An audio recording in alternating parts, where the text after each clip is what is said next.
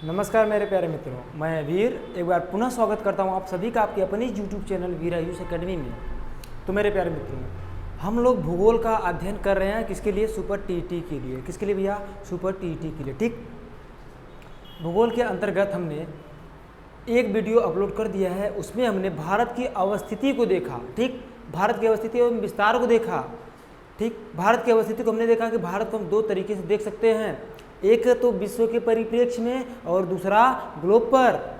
विश्व के परिप्रेक्ष्य में हमने देखा कि भैया जो भारत है हमारा किस महाद्वीप का देश है? एशिया महाद्वीप का देश है। और हमने भारत को ग्लोब पर भी देखा कि भारत ग्लोब पर कहाँ स्थित है। तो हमने देखा उत्तरी पूर्वी गोलार्ध में स्थित है। कहाँ स्थित भैया? उत्तरी पूर्वी गोलार्ध में स्थित है। इस चीज़ को शायद हम वहाँ पर नहीं बताए थे, यहाँ पर एक बार पुनः कंसंट्रेट करिएगा। मान लीजिए हमारा क्या है? ग्लोब है। ये ऊपर से जो आती है भैया खड़ी रेखा, इसे क्या कहते हैं? 0 अंश देशांतर। और इसके बीच से जो क्षैतिज रेखा जाती है इसे क्या कहते हैं भैया? 0 अंश अक्षांश। तो भैया हम लोग कल देखे थे, हमारी जो भारत का मैप बन रहा था कल वाले वीडियो में, ये यहाँ पर बन रहा था ना, यहाँ पर बन रहा था। और हमने कल बताया था, और हमने कल ये भी बताया था आपको कि भैया 0 अंश अक्षांश के उत्तर में क्या होता है? उत्तरी अक्षांश। और 0 अंश अक्षांश के दक्षिण में क्या होता है भैया?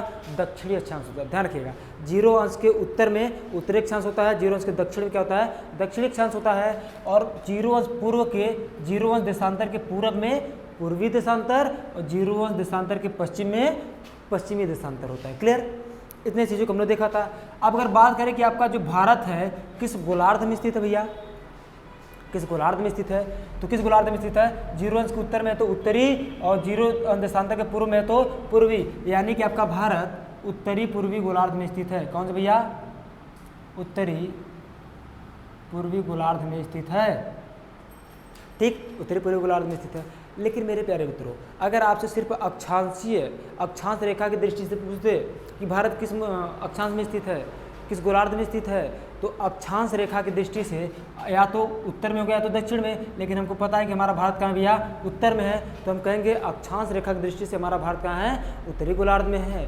और इसी प्रकार अगर देशांतर रेखा की दृष्टि से पूछ ले कि देशांतर रेखा की दृष्टि से हमारा भारत किस गोलार्ध में स्थित है, तो भैया देशांतर रेखा के पूर्व में स्थित है, इसलिए हमारा भारत देशांतर रेखा की दृष्टि से पूर्वी गोलार्ध में स्थित है। ठीक, और संयुक्त रूप से पूछता है कि किस गोलार्ध में स्थित है, तो इसी हम क्या कहते हैं भैया? उत्तरी पूर्वी गोलार्ध। इतना क्लियर है? इतना क्लियर है? चलिए, इन सभी चीज़ों को हमने कल भी देखा था। हालांकि कल वाले जो वीडियो है उसकी वीडियो का लिंक मैं इसके डिस्क्रिप्शन बॉक्स में दे दूंगा। ये जो वीडियो है इस वीडियो के डिस्क्रिप्शन बॉक्स में मैं दे दूंगा। फिलहाल यहाँ पर हम लोग इस चीज़ को समझते हैं। ठीक है भैया, चलिएगा। और हाँ, पिछले वीडियो में आप लोग थोड़ी सी शिकायत रही थी कि वीडियो में जो है कि आवाज़ की समस्या थी। तो मेरे प्यारे मित्रों, ये जो माइक लगा हुआ है इसका बटन मैं चालू करना भूल गया था। ठीक है, यानी कि इसको ऑन करना मैं भूल गया था। और आज ऐसी गलती नहीं है ना, आज आवाज़ आएगी, अच्छे से आएगी। चलिए, कल हम लोगों ने अक्षांशीय विस्तार देखा हुआ था कि भारत का जो अक्षांशीय विस्तार होता है भैया 8 अंश 4 मिनट उत्तरी से क्या होता है? 37 अंश 6 मिनट उत्तरी तक। तो भैया यहाँ पर हमने लिख दिया है कि भारत का जो अक्षांशीय विस्तार है कितना है? 8 अंश 4 मिनट उत्तरी से 37 अंश 6 मिनट उत्तरी अक्षांश तक। देखिए, थोड़ा बहुत गाड़ियों के हॉर्न सुनाई देंगे, क्योंकि आज हम घर वाले स्टूडियो पर रिकॉर्डिंग नहीं कर रहे हैं। आज हम जहाँ ऑफलाइन क्लास लेते हैं वहाँ पर ले रहे हैं ना, वहाँ पर वीडियो रिकॉर्डिंग किया जा रहा है। तो थोड़ा बहुत हो सकता है कि आवाज़ आए गाड़ियों के हॉर्न का, तो मैनेज करिएगा। बहुत ज़्यादा नहीं आएगा, लेकिन थोड़ा बहुत तो हो सकता है ना। देखिएगा, अक्षांशीय विस्तार का मतलब क्या समझ रहे? थोड़ा सा मैंने कल भी समझा था, आज भी समझिएगा। अक्षांश का मतलब जैसे क्या है भैया? मान लीजिए आपका ग्लोब है। हमने कल भी बताया था कि जब ग्लोब पर पूरब से पश्चिम या फिर क्षैतिज रूप में, पूरब से पश्चिम या क्षैतिज रूप में खींची गई काल्पनिक रेखाओं को क्या कहते हैं? अक्षांश रेखा। खींची गई, पूरब से पश्चिम खींची गई काल्पनिक रेखा, ध्यान रखिएगा, काल्पनिक रेखा ना, यानी कि इसको इमेज किया गया सिर्फ। काल्पनिक रेखा को हम क्या कहते हैं? अक्षांश रेखा कहते हैं। इसीलिए जो अक्षांशीय विस्तार होता है हमारा इस प्रकार होता है। क्लियर? बात करते हैं देशांतरी विस्तार की। तो मान लीजिए ग्लोब यही है। ठीक, इस ग्लोब, मान लीजिए ग्लोब है, इसी ग्लोब पर उत्तर से दक्षिण खींचे गए काल्पनिक रेखाओं को हम लोग क्या नाम देते हैं भैया? देशांतर रेखा नाम देते हैं। क्या नाम देते हैं? देशांतर रेखा। अर्थात उत्तर से दक्षिण खींची गई काल्पनिक रेखाओं को हम लोग क्या नाम देते हैं? देशांतर रेखा। इसीलिए जो देशांतर रेखा भी हम यहाँ से यहाँ तक देखते हैं। क्लियर है? यहाँ से यहाँ तक। यानी अगर देखा जाए तो अक्षांशीय विस्तार है 8 अंश 4 मिनट उत्तरी अक्षांश से 37 अंश 6 मिनट उत्तरी अक्षांश तक, और जो देशांतरी विस्तार भैया कहाँ तक है 68 अंश 97 अंश पूर्वी देशांतर से। ई का मतलब ईस्ट होता है ना, और ईस्ट माने क्या होता है पूरब। तो कह रहा है कि भारत का जो देशांतरी विस्तार है वो है 68 अंश 7 मिनट पूर्वी देशांतर से 97 अंश 25 मिनट पूर्वी देशांतर तक। ठीक है मेरे प्यारे मित्रों, देखिए एक बढ़िया सा नोट्स बनाते हुए चलिएगा। इतना बेहतरीन अध्ययन करा देंगे ज्योग्राफी का, उतना आप ऑनलाइन खरीदने के बाद भी नहीं कर पाएंगे। इस चीज़ की मैं श्योर गारंटी लेता हूँ, ज्योग्राफी के मामले में और पॉलिटी के मामले में। क्लियर है? ओके सॉरी, देखिएगा अगला पॉइंट हम लिखा है क्षेत्रफल के बारे में। कभी कभी मेरे प्यारे में तो सामान्य रूप से पूछ देता है कि भारत का क्षेत्रफल कितना है। कि भैया भारत का क्षेत्रफल यानी कि जो भारत का एरिया कितना है, भारत कितने एरिया में विस्तृत है या फिर कितने एरिया में फैला हुआ है। तो भैया भारत का जो क्षेत्रफल कितना है 32,87,263 वर्ग किलोमीटर। कितना? 32,87,263 वर्ग किलोमीटर है। क्लियर भैया? चलिए हम लोग अगले पॉइंट में बढ़ते हैं। देखिए यहाँ पर मुझे लिखना ना हो, क्योंकि लिखने से क्या होगा समय जाएगा, और मैं आप लोगों के पास समय इतना नहीं है कि आप लोग ज़्यादा बड़ा वीडियो दे पाए ना, इसलिए मैं छोटा वीडियो बनाऊंगा। छोटे वीडियो में बहुत कुछ दे दूंगा। क्लियर है? इस बात को आप लोग बैठा के रखिए कि छोटे से वीडियो में हम आप लोगों को बहुत सारी चीज़ें दे देंगे। क्लियर भैया? चलिए आगे आते हैं। अगले पॉइंट पर अगर हम नज़र डालें तो अगला पॉइंट कहता है भैया क्षेत्रफल की दृष्टि से भारत जो है विश्व का 7वां बड़ा देश है। कौन सा बड़ा देश भैया? 7वां बड़ा देश है। कह रहा है क्षेत्रफल की दृष्टि से यानी एरिया की दृष्टि से हमारा प्यारा भारत देश 7वां बड़ा देश है। किसका भैया? संसार का, पूरे विश्व का 7वां बड़ा देश है। अब बताइए भैया, ये प्रश्न देखिए, ये प्रश्न कई बार पूछा गया है कि भारत जो है क्षेत्रफल की दृष्टि से कौन सा देश है? क्षेत्रफल की दृष्टि से, तो क्षेत्रफल की दृष्टि से 7वां बड़ा देश है। अगर भैया 7 बड़े देश हैं, 7वां बड़ा देश है, तो इससे पहले 6 और बड़े देश होंगे, हम उनको भी देख लेते भैया। जाएंगे कहाँ वो? ठीक, हो सकता है कि उनके बारे में भी कभी पूछ ले ना, क्रम पूछ ले। ठीक, तो भैया ध्यान रखिएगा, उनके बारे में यहाँ लिख दे रहे हैं, आप लोग नोट कर लीजिएगा। ठीक, इसको मिटाते हैं। देखिएगा बात किया है कि जो 6 बड़े देश है भारत से, तो सबसे बड़ा देश क्या है विश्व का? रूस, दूसरा कनाडा, तीसरा चीन, चौथा अमेरिका, 5वां ब्राज़ील, 6वां ऑस्ट्रेलिया, और 7वां क्या भैया? अपना प्यारा भारत। क्या है? भारत। ठीक, क्षेत्रफल की दृष्टि से भारत 7वां बड़ा देश है। उससे पहले 6 बड़े देश और हैं। पहला है रूस, दूसरा कनाडा, तीसरा चीन, चौथा अमेरिका, 5वां ब्राज़ील, 6वां ऑस्ट्रेलिया और 7वां हमारा भारत है। क्लियर है इतना? क्षेत्रफल की दृष्टि से अगर कभी आपसे पूछ दे कि भैया बताइए भारत कौन सा बड़ा देश है, तो 7वां बड़ा देश है। क्लियर है बाबू? चलिए अब बाबू हम देखते हैं आगे अगले पॉइंट पर। अगला पॉइंट हमने लिखा है कि जनसंख्या की दृष्टि से दूसरा सबसे बड़ा देश है। यानी भारत की बात कर रहा है कि जो भारत है जनसंख्या की दृष्टि से दूसरा बड़ा देश है। किसका भैया? संसार का। पूरे संसार की दृष्टि से हमारा प्यारा भारत जनसंख्या की दृष्टि से ना, पूरे संसार में जनसंख्या की दृष्टि से हमारा प्यारा भारत देश दूसरा बड़ा देश है। कौन सा भैया? दूसरा बड़ा देश है। अगर दूसरा बड़ा देश है तो भैया पहला बड़ा देश कौन सा है? पहला बड़ा देश है भैया चीन, और दूसरा कौन है? हमारा भारत। यार जनसंख्या का मतलब क्या है? वहाँ पर रहने वाले लोगों से कि किस देश में सबसे ज़्यादा लोग रह रहे हैं, चीन में, और दूसरा कौन सा ऐसा देश है जिसमें सबसे ज़्यादा लोग रह रहे हैं? तो हमारा प्यारा भारत देश है ना, हमारा भारत है। क्लियर? ये 2 पॉइंट क्लियर और हुए। चलिए अगर ये पॉइंट क्लियर हुए हो तो एक महत्वपूर्ण पॉइंट हम लोग क्लियर करने जा रहे हैं कि भारत का पूर्वी छोर एवं पश्चिमी छोर के मध्य 2 घंटे का अंतर है। ठीक, भारत के पूर्वी छोर और पश्चिमी छोर के मध्य 2 घंटे का अंतर है। तो भैया भारत का पूर्वी छोर क्या है? ये है। और हमने बताया था जो भारत का पूर्वी छोर है यानी पूर्वी बिंदु है, सबसे पूर्वी बिंदु क्या भैया?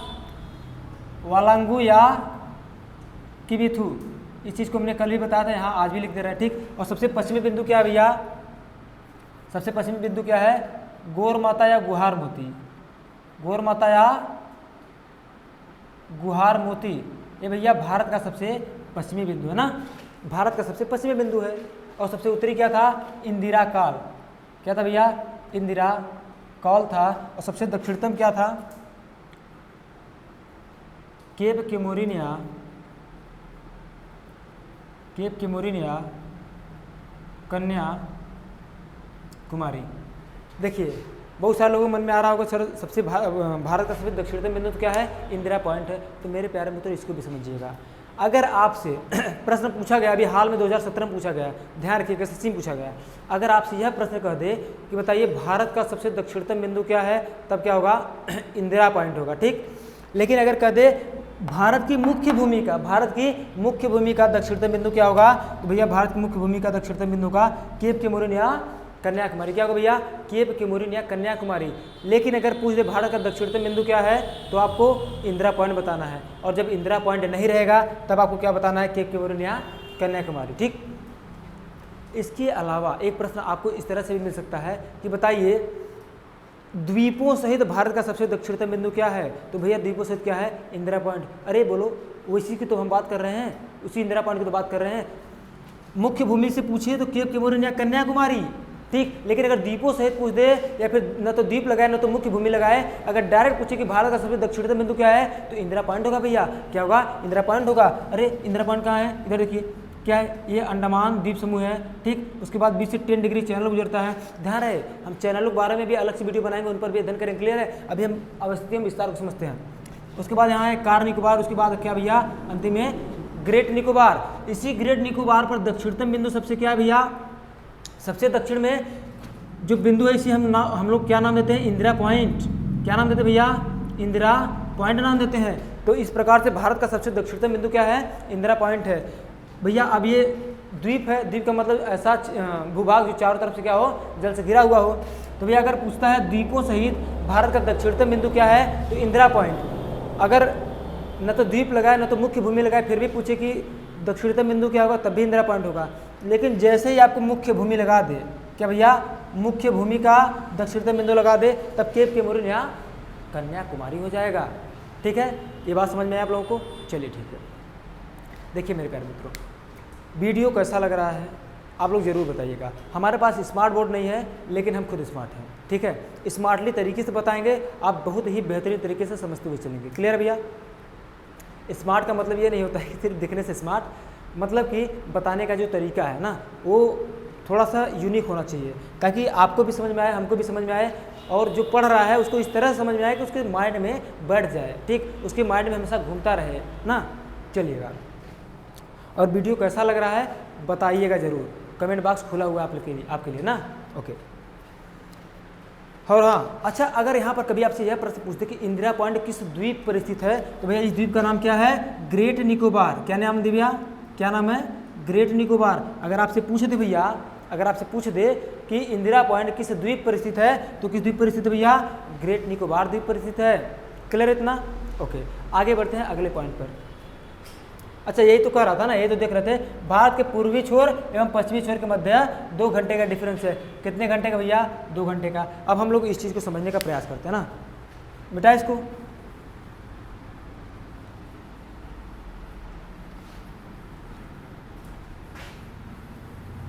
चलिएगा, देखिएगा, अरे देखिएगा, देखिए इधर इसको मिटा देते हैं, ये सब हो चुका है ना। भारत का जो देशांतरी विस्तार कितना भैया, 68 डिग्री 7 मिनट से 97 में 25 मिनट। पहले हम 97 में से 68 को घटाएं, अगर हम 97 में से 68 को घटा दे, आपको कितना मिल जाएगा, 29। लेकिन उसके बाद भी तो कुछ बच रहा है, 7 इधर है 25 उधर है, 7 मिनट इधर है 25 मिनट उधर है, तो कुल मिला के लगभग हम कितना मानते हैं भैया, 30 मानते हैं ना। कुल मिला कितना मानते हैं, 30 देशांतर। कितना भैया, 30 देशांतर। यानी कि भारत से 68, 69, 70, 71, 72, 73, 74 ऐसे करते करते 97 तक जब जाएंगे तो आपको कुल कितना देशांतर रेखा मिल जाएगा, 30। कितना मिल जाएगा भैया, 30, ठीक है। अगर आपसे सामान्य रूप में यह प्रश्न पूछ ले कि भैया बताइए भारत से कुल कितने देशांतर रेखाएं होकर गुजरती हैं, तो कितना है भैया, भारत से कुल 30 देशांतर रेखाएं गुजरती हैं, ठीक है। इतना समझ में आया, भारत से कुल 30 देशांतर रेखाएं होकर गुजरती हैं। उसके अलावा समझने का प्रयास करिएगा।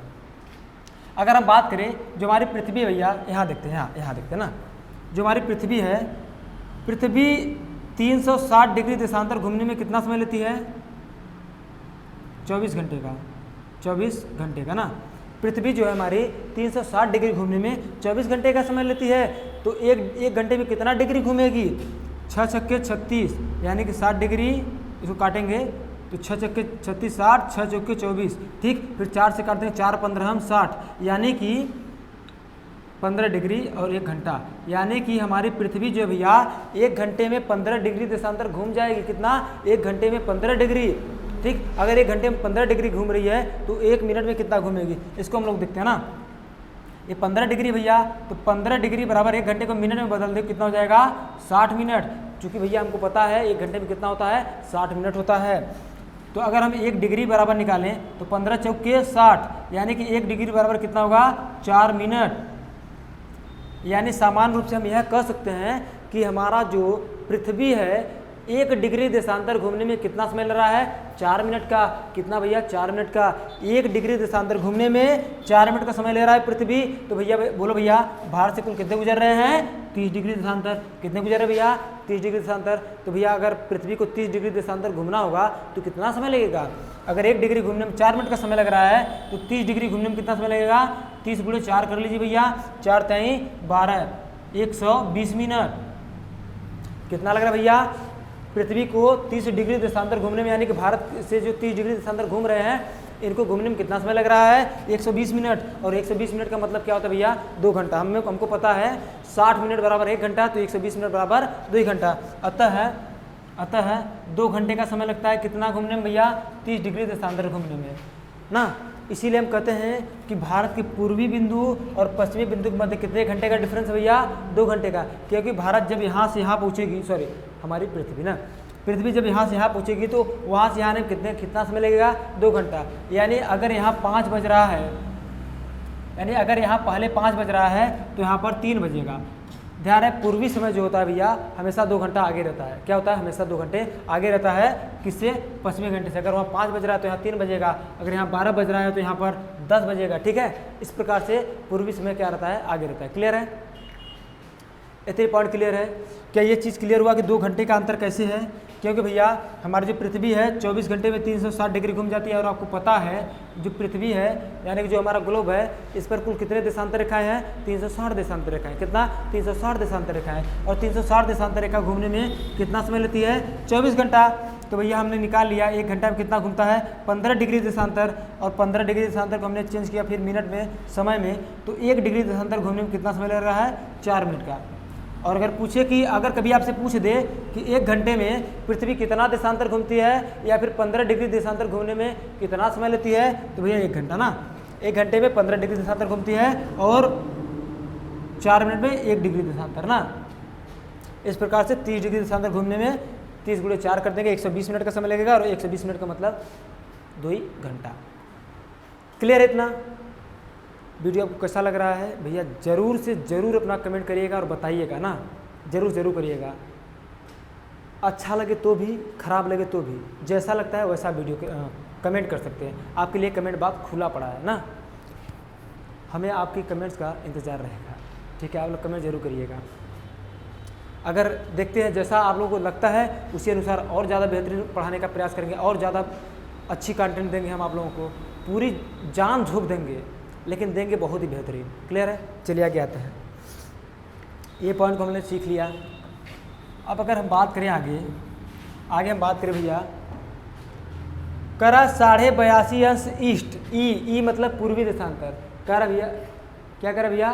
82.5 अंश पूर्वी देशांतर को भारत का मानक समय रेखा माना गया है। किसको भैया? 82.5 अंश पूर्वी देशांतर को। अगर आप देखेंगे तो जो देशांतर है कुल कितना हो रहा है भैया? कुल कितने देशांतर रेखा भारत से गुजर रहे हैं? 30 देशांतर रेखाएं गुजर रहे हैं। 68 से कितना तक? 97 ना। 68 से 97 तक गया है। तो भैया जो 82.5 है, 82.5 68 और 97 के बीच में तो आएगा। 68 और 97 के बीच में तो आएगा।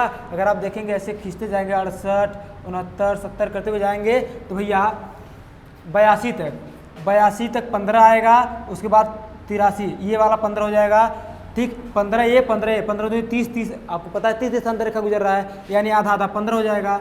और ध्यान रहे, हम कभी भी जब मानक समय रेखा मानते हैं तो इस बात का ध्यान रखते हैं या फिर इस बात का ध्यान रखा जाता है कि ऐसी देशांतर रेखा जो देश के एकदम बिल्कुल मध्य से गुजर रही हो, ऐसी देशांतर रेखा जो देश के बिल्कुल मध्य से गुजर रही हो, उसे क्या मान लेते हैं हम? भारतीय मानक उसे मानक समय रेखा मान लेते हैं। सिर्फ भारत के परिप्रेक्ष्य में बात नहीं कर रहे हैं हम, हर देश के परिप्रेक्ष्य में ये बात कर रहे हैं कि उस देश से जितने भी देशांतर रेखा गुजरते होंगे उनमें से जो सबसे मध्य से गुजर रहा होगा उसी को हम देशांतर रेखा मान लेते हैं। और यहाँ पर हमारे भारत देश में क्या भैया 82.5 अंश पूर्वी देशांतर, क्या 82.5 अंश पूर्वी देशांतर भारत के एकदम बीचों बीच से गुजरता है, इसलिए 82.5 अंश पूर्वी देशांतर पूर्वी देशांतर को क्या मान लिया गया है? भारतीय मानक समय रेखा मान लिया गया है। क्लियर है?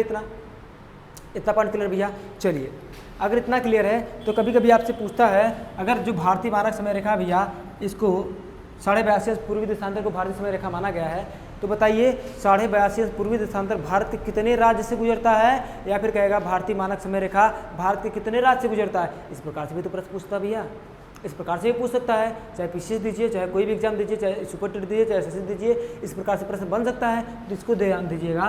तो जो मानक समय रेखा भैया कुल 5 राज्यों से गुजरता है, कितना भैया? कुल 5 राज्यों से गुजरता है। वो राज्य कौन कौन से भैया?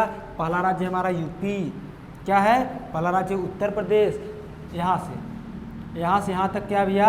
उत्तर प्रदेश। उसके बाद ये बीच वाला मध्य प्रदेश वाला एरिया होता है, तो थोड़ा सा मध्य प्रदेश भी लगता है, क्या लगता है भैया? थोड़ा सा मध्य प्रदेश भी लगता है ना, उत्तर प्रदेश मध्य प्रदेश। और मध्य प्रदेश के जस्ट साइड में ही क्या भैया? छत्तीसगढ़। तो यह CHH यानी कि छत्तीसगढ़ से भी होकर गुजरती है, कहाँ से?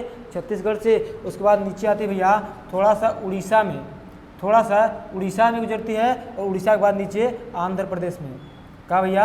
आंध्र प्रदेश में। यानी कि जो हमारा भारतीय मानक समय रेखा है 82.5 अंश पूर्वी देशांतर है भैया, वह भारत के कुल कितने? 5 राज्यों से होकर गुजर रहा है। कितने भैया? 5 राज्यों से होकर गुजर रहा है। वो राज्य कौन कौन से हैं? उत्तर प्रदेश, मध्य प्रदेश, छत्तीसगढ़, उड़ीसा और आंध्र प्रदेश।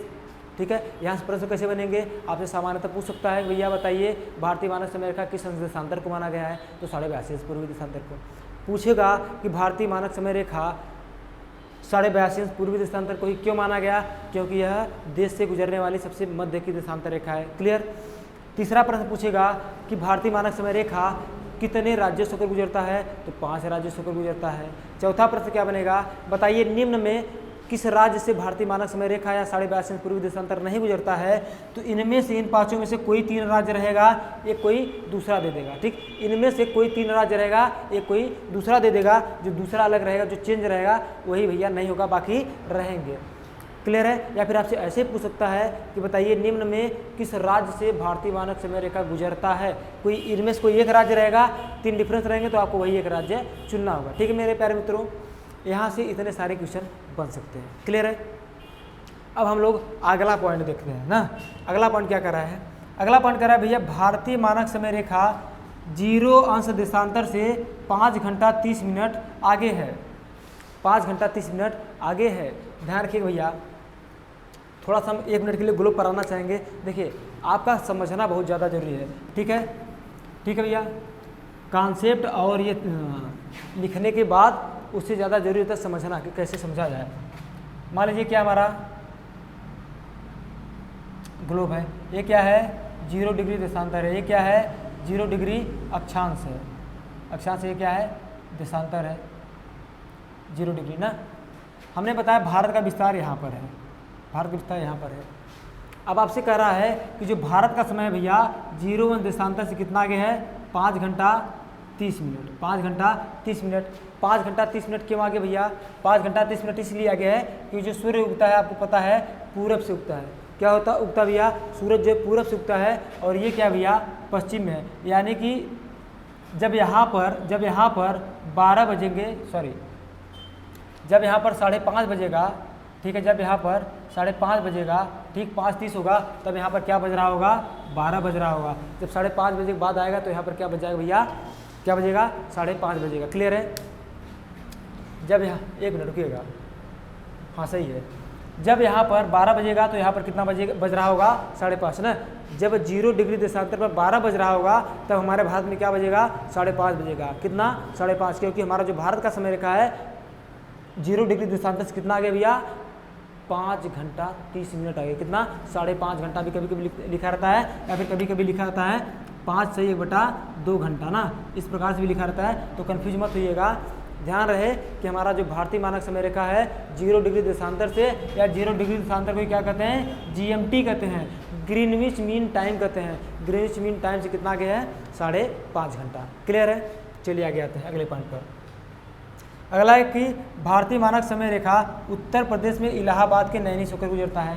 तो भैया सामान्यतः आप उत्तर प्रदेश में रह रहे हैं ना, उत्तर प्रदेश की परीक्षा देने जा रहे हैं, तो भैया आपसे अगर पूछ दिया कि जो मानक समय रेखा, भारतीय मानक समय रेखा है उत्तर प्रदेश में कहाँ से गुजरता है, तो भैया उत्तर प्रदेश में इलाहाबाद में, यानी आप तो प्रयागराज हो गया, प्रयागराज के नैनी से होकर गुजरता है।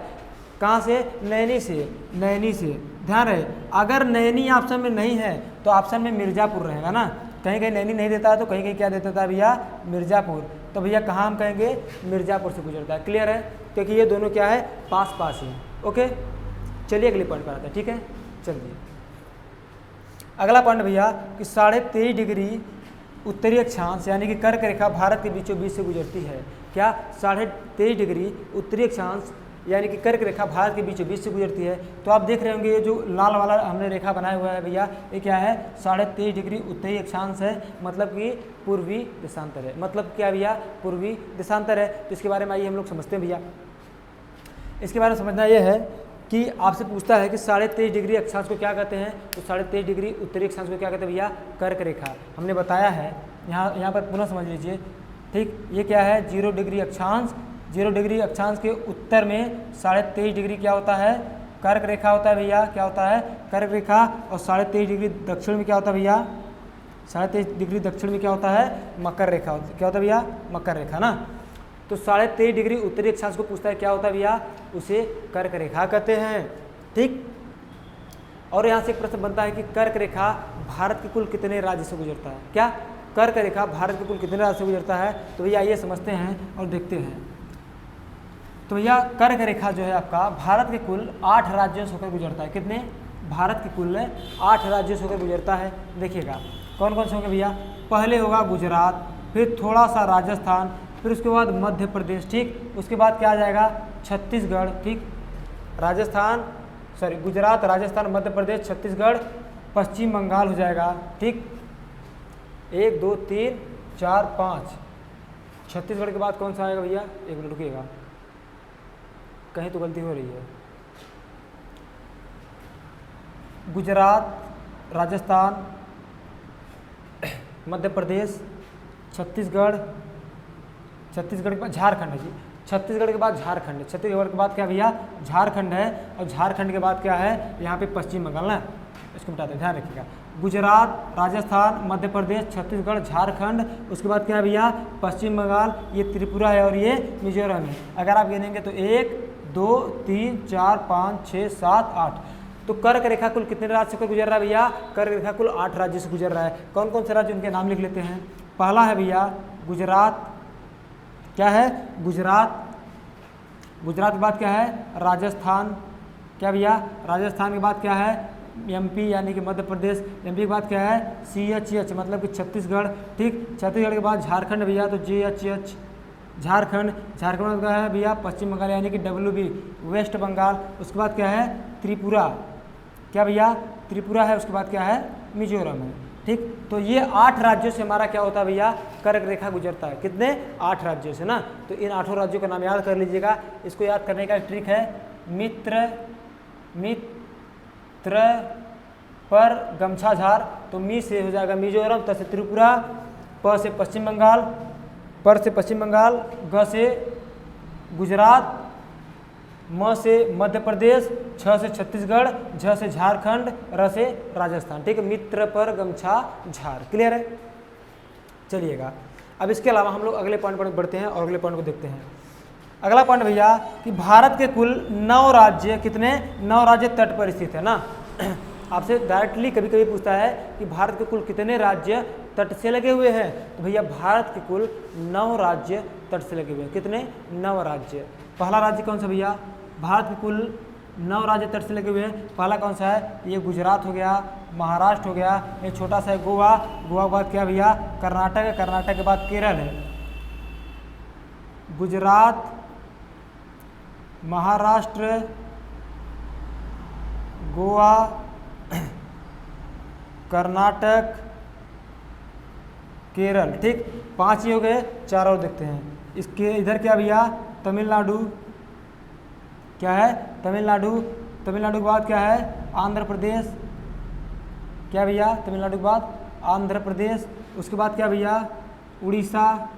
उसके बाद क्या है, उड़ीसा। उसके बाद क्या है, पश्चिम बंगाल। क्या भैया, पश्चिम बंगाल। तो भैया ये कुल 9 राज्य किससे लगे हैं, भारतीय तट से लगे हुए हैं ना। ये 9 भारतीय राज्य, ये 9 भारतीय राज्य तट से लगे हुए। तट से मतलब समुद्री तट से, जलीय तट से ना।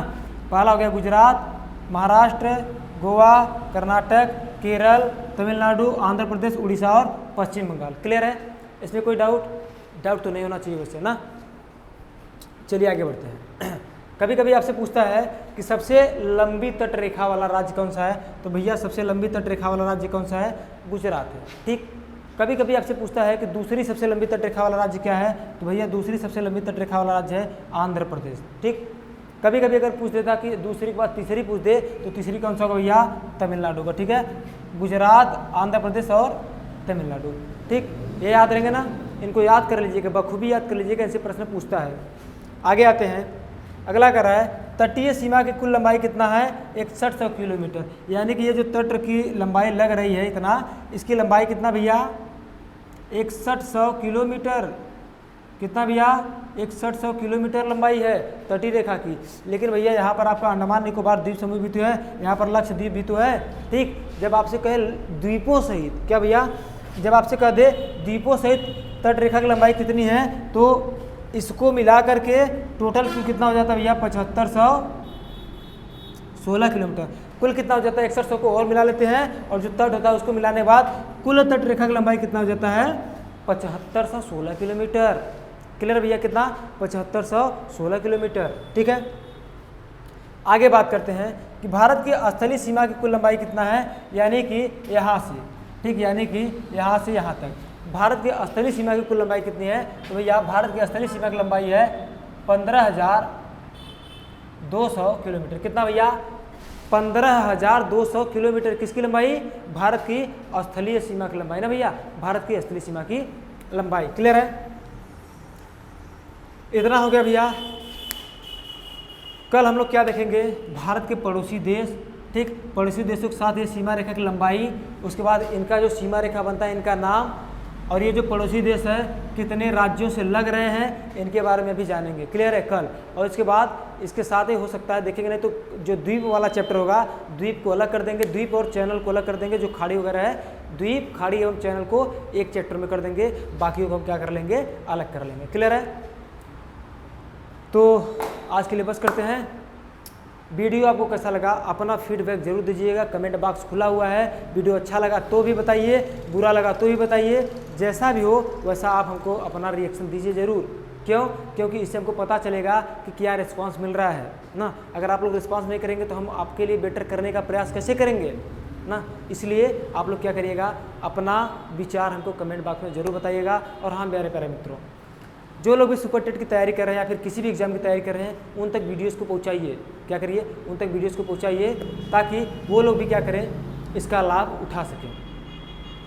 तो आज के लिए बस इतना करते हैं। और हाँ, अगर अभी तक घंटी बेल आइकन को नहीं दबाए हैं ना, अगर अभी तक चैनल को सब्सक्राइब नहीं किया है तो चैनल को सब्सक्राइब कर लीजिए। नीचे लाल का बटन दिख रहा होगा, सब्सक्राइब करने के बाद बगल में घंटी आएगा, चाहे ज़ोर से घंटी को बजाइए चाहे स्लो बजाइए, लेकिन घंटी दबा लीजिएगा ताकि आपको नोटिफिकेशन मिल जाए। और डेली सुबह 5 बजे आपके फ़ोन का भी घंटी बज जाएगा। ठीक है, तो आज के लिए बस करते इतना ही, मिलते हैं कल, तब तक के लिए बहुत बहुत धन्यवाद।